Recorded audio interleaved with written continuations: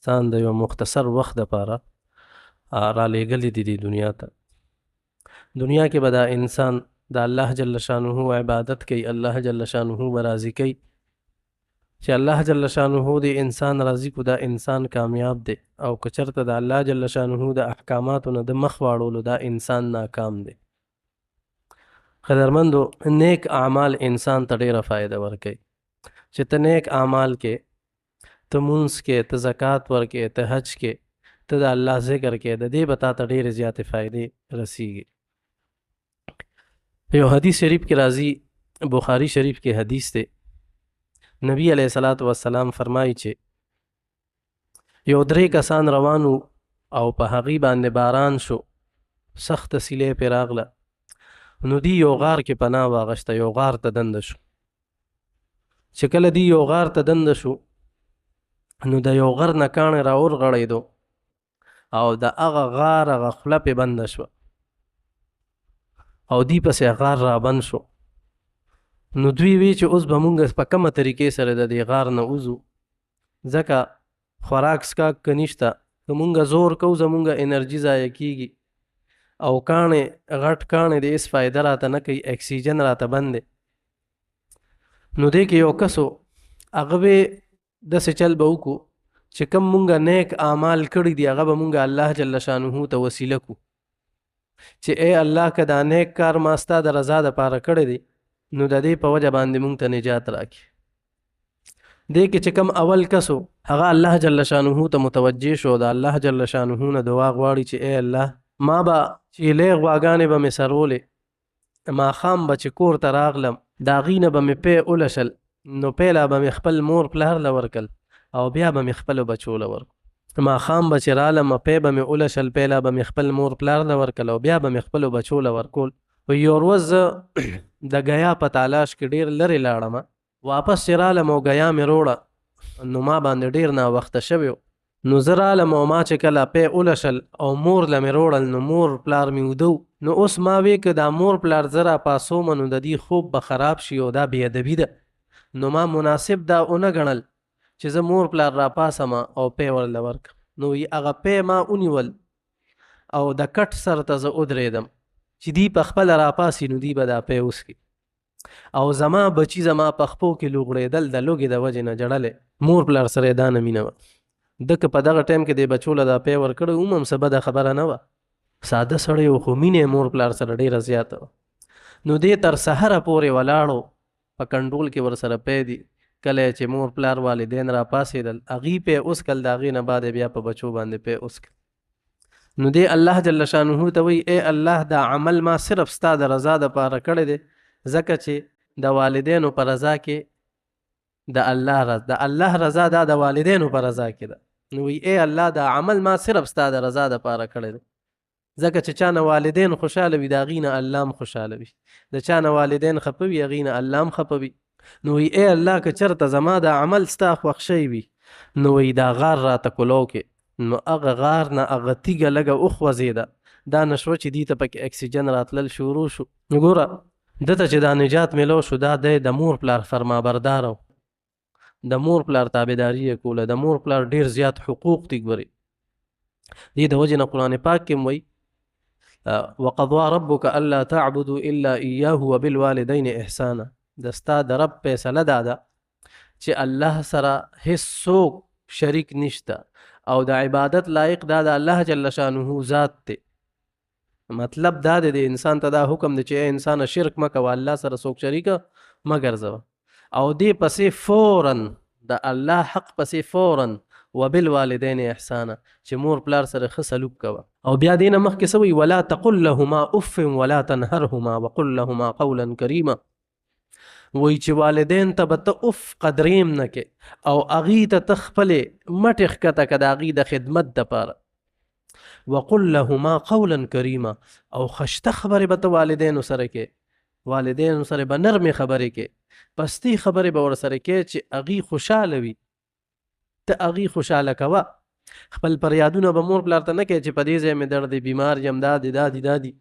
خپلې پریشانۍ او ټینشنونه به ورته نه وې، ځکه چې والدین یې هغې بیا خفه کېږي په تا باندې چې زما دا بچې دا په مصیبت کې دی یا په پریشانۍ کې دی او د چا والدین چې نه وي نو هغې دې د مور پلار قبر لځي صدقه دې کوي ثواب دې مور پلار پسې وربخي که ده نه په حقوقو کې هم څه کمې کوتاهۍ شوی او کیدای شي چې الله جل شانه یې ورته معاف کړي نو ګوره د الله حق پسې فورا د والدینو حق ذکر شو نو هغه د مور پلار ډېر زیات خدمت کړو د هغې په وجه باندې ورته الله جل شانه د هغه سوال قبول د مور ځکه چې یو صحابي رالو نبي علیه الصلاة والسلام ته وایي یا رسول الله من احب بحسن صحابتي قال امك ثم من قال امك ثم من قال امك وی اے د الله رسوله څوک زیات لایق دي چې زه هغې سره ښېګړه وکړم اے د الله رسوله زما د ښېګړې دپاره څوک زیات لایق دي چې زه هغې سره ډېر زیات ښه وکړم نبي علیه السلام ورته ووی دا ستا مور ده بیا ورته وی د الله رسوله د دې نه بعد څوک دي وی ستا مور ده په درېیمه پیرې ورته بیا ووی دې نه بعد څوک دي وی ستا مور ده چې ته هغې سره ښېګړه وکړي بیا ورته ووی چې بیا څوک دي نو په څلورم ځل ورته ووی چې دا ستا پلار دی د مور هم ډېر زیات حقوق دي د پلار هم ډېر زیات حقوق دي که د مور د خپو د لاندې جنت دی نو پلار د جنت دروازه ده هغه د ستا دپاره خپل ځان خوري ریکي په نورونو باندې شپو ورځو باندې تاله ګټي زما بچی غټ شي د ده صحیح تربیت وشي د ده صحیح تعلیم وشي او دی په خپلو خپو باندې ودرېږي نو پلار خپل ځان تباه نه کړي خپل ځان له هر څه چې کله واده وکړي او بچی وشي بیا خو د هغه ټوله ګټه وټه هر څه همدا خواهش وي چې زما دا بچي صحیح شي او دی صحیح زده کړي او د دې صحیح تربیت وشي او په معاشره کې ته یو کامیاب انسان جوړ شي چې د والدینو خدمت هم کوي او د خلکو خدمت هم کوي بیا د مور ګوره سانه سختې دي مور بچی سره سانه سختې تیری نن سبا الله جل شانه دې معافي وکړي د مور پلار ادب او احترام دا بالکل ختم شوی دی هماغه د یورپ والا او د انګریزانو سیسټم په مونږ کې را روان دی چې بس بوډا شي وایي دا اولډ هاوس ته بوځئ چې هلته کې یې دې پرېږدي را به شي مولوي صاحب دعا وکړه پلار مې بیمار دی الله دې روغ جوړ کړي نه چې الله یې سبب وکړي چې الله یې سبب وکړي مطلب دا دی چې بوډا شوی دی چې الله جل شانه یې مړ کړي چې خلاص شو دی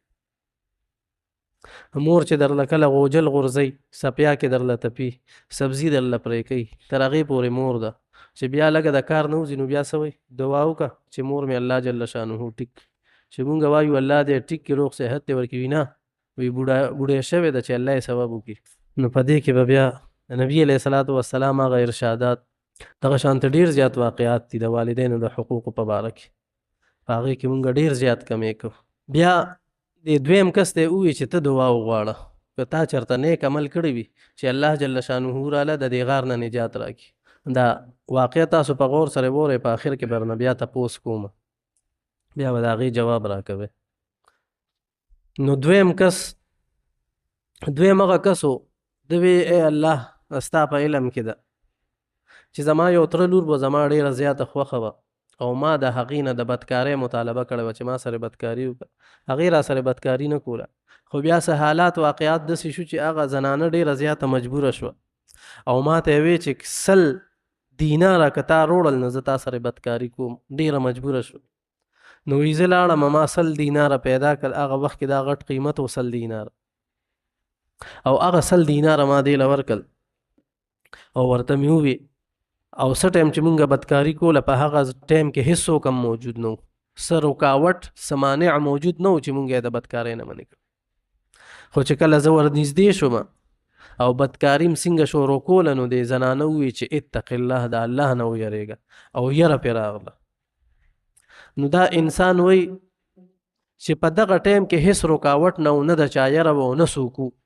خو صرف د الله یره مې په زړه کې راغله او دغه بدکاري ما هم په دغه ټایم کې پرېغوسته او هغه پیسې مې هغې ته هسې ورکړې نو وایي ای الله که چېرته دا عمل ستا خوښ شوي دا عمل ما ستا د رضا دپاره کړی دی نو مونږ له دې غار نه نجات راکړي ګوره اصل شی تقوا ده چې ستا په زړه کې د الله نه یره وي ته د الله نه یریږې حضرت عمر رضی الله عنه په دور کې عمر رضی الله عنه به ګشت کولو د یو کور مخې ته تېرېدې د یو لور او د مور مکالمه وه مور ورته وی بچې په پیو کې اوبه واچوه لور ورته وی اوبه پکې ناچوم عمر رضی الله عنه دی مور ورته وی عمر رضی الله عنه امیر المؤمنین خو اوس نشته خیر دی لږې اوبه پکې واچوه په دې پیو کې نو هغې لور ورله یو عجیبه جواب ورکړو وایي که امیر المؤمنین عمر رضی الله عنه نشته خو الله جل شانه خو په سر باندې ولاړ دی کنه.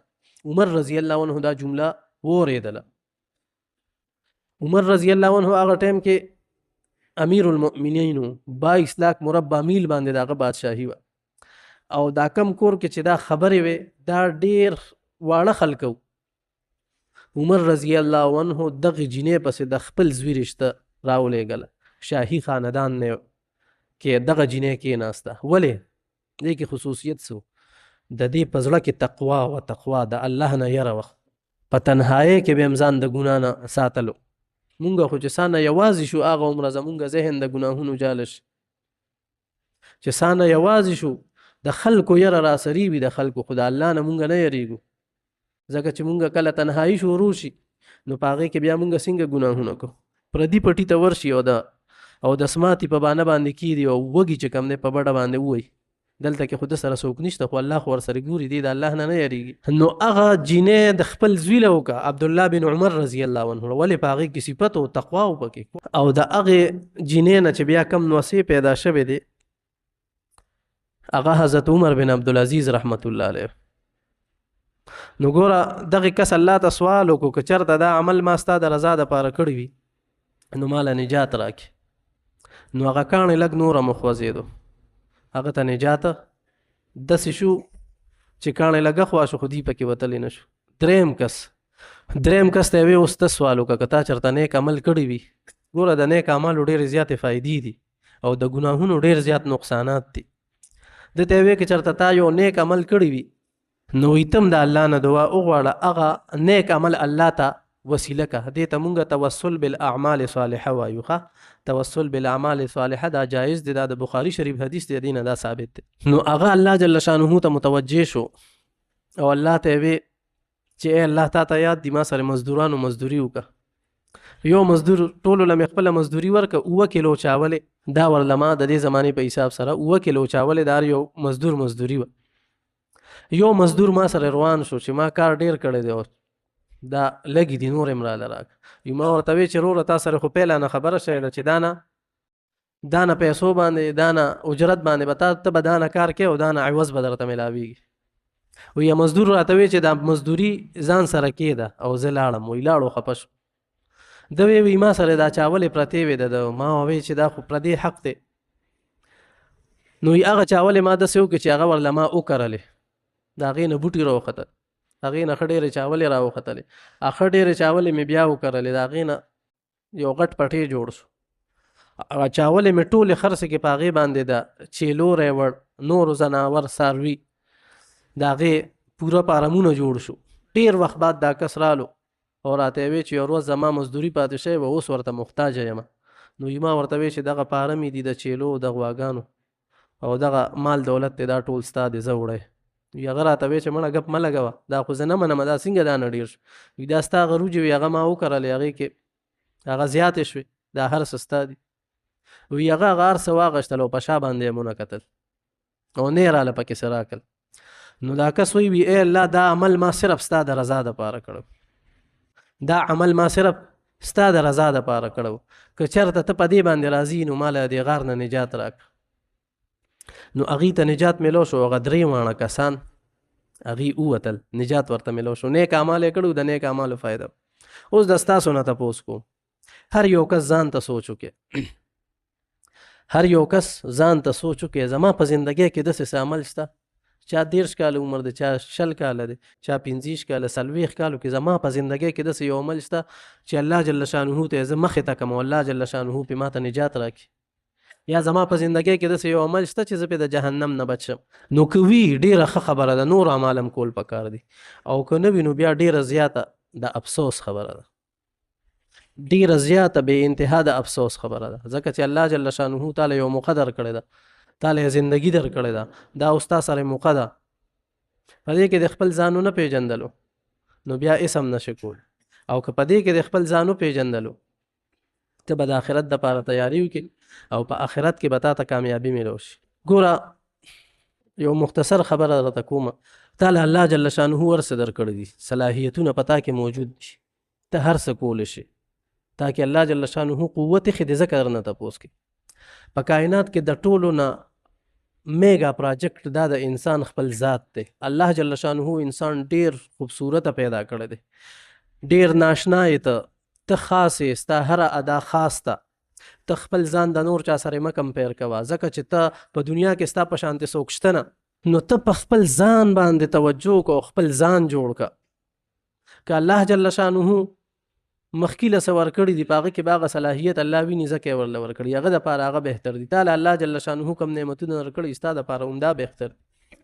او یو نیکي یو عمل دا کول پکار دي، ځکه دا الله جل شانه ګوره د اسلام حکمتونو کې یو حکمت دا دی، په هغې کې ګریجولیزم دی. ګریجولیزم دی ته وایي چې سټپ بای سټپ ته مخکې ځې. لکه الله جل شانه قرآن پاک په 2300 سالو کې نازل شو، 23 کالو کې نازل کو، په یو ځای ټول نه دی نازل کړی. الله قادر دی چې نازل کړي. دغه شانتې ارکان اسلام الله جل شانه نمبر وار نازل کړل. که سپوږمۍ ته مونږ وګورو نو هغه په دمه دمه په مزه مزه باندې غټیږي او وړه کیږي. دغه شانتې که بوټو ونو ته مونږ وګورو په دمه دمه باندې غټیږي. الله جل شانه شپږ فوټه انسان عمده څه ډایرک هم پیدا کولی شو، خو نه، په دې دنیا کې چې ته اوسېږې ته به د یو پروسس نه تېرېږي، یو قدرتي پروسس نه به ته تېرېږي. دې د وجه نبي علیه الصلاة والسلام فرمایي احب الاعمال الی الله ادومها. عمل دې لږ وي خو همیشه دې وي. یو نیکي به اخلو، یو ګناه نه به ځان ساتو، یو آیات به زده کوو، خو د نن نه دا عهد وکړه چې دې باندې به عمل کوو او دا به مونږ شروع کوو د نن. که ډېرې نیکۍ نه شو کولی یو نیکي به کوو او یو آیات به زده کوو او الله جل شانه سره به خپل تعلق جوړو. الله جل شانه دې مونږ له په دې باندې عمل کولو توفیق راکړي. وما علینا الا